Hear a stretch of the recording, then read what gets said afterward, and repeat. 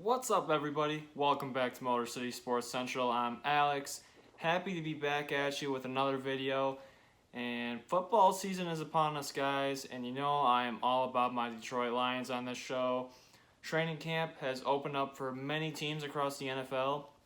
And I decided to take a 1-hour drive down to Allen Park, Michigan this past weekend to sit in on a live Lions practice. And I shot a little bit of footage, I've compiled some thoughts, and I decided that I'm going to come at you guys with a 2019 season preview for your Detroit Lions. So without further ado, let's roll the intro.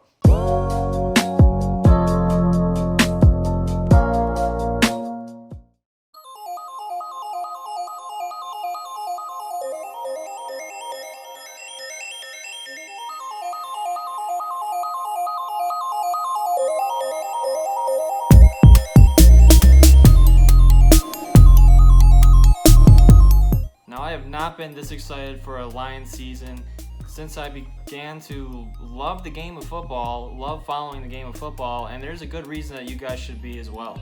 Now, to keep this video a little bit organized, I'm going to be addressing the offensive side of the ball and the defensive side of the ball, what's new, what new players we've got, and what you should be looking out for as the season rolls into September. And I'm also going to be addressing an offensive player and a defensive player that you should be keeping an eye on as preseason rolls around. Now, starting with the offense, the first thing you should probably know is that the Lions chose to address the offensive side of the ball with their first-round draft choice, while much of the fan base was hoping that they would pick a defensive player. Now, the position of the player they chose might have angered even more fans, as General Manager Bob Quinn chose to pick a tight end in the first round for the second time in 5 seasons. Although the first time he wasn't our general manager, the Lions chose a tight end with their top 10 draft choice for the second time in 5 years. That is absolutely crazy. Tight ends, they're a hot commodity in this league, and that's something the Lions chose to address. And that guy is TJ Hockenson out of the University of Iowa. Now, the University of Iowa is known to breed tight ends, and TJ Hockenson is no exception to this. Standing at 6 feet 5 inches tall and weighing in at 250 pounds, TJ is able to use his large frame to make some acrobatic catches and also block defensive linemen and block them very well. Now, the Lions also addressed the tight end position in free agency this past March by signing Jesse James from the Pittsburgh Steelers to a 5-year contract. Now that the Lions offense has 2 decent tight ends in their lineup, new offensive coordinator Darrell Bevell will now have the opportunity to run 2 tight end sets, meaning they'll have a tight end next to both tackles, and this will give him the opportunity to run more plays, have their plays be less predictable, and it will also give defensive coordinators fits trying to game plan against us. Now, an offensive player that I would keep an eye on for the Detroit Lions this year would have to be running back C.J. Anderson.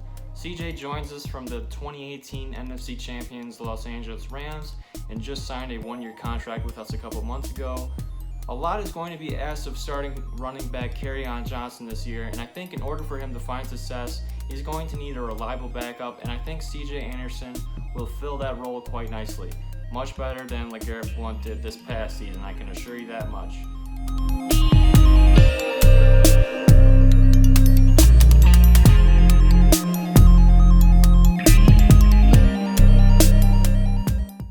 Now, moving on to the defensive side of the ball, much can be said about just how much the defensive line has improved this past offseason.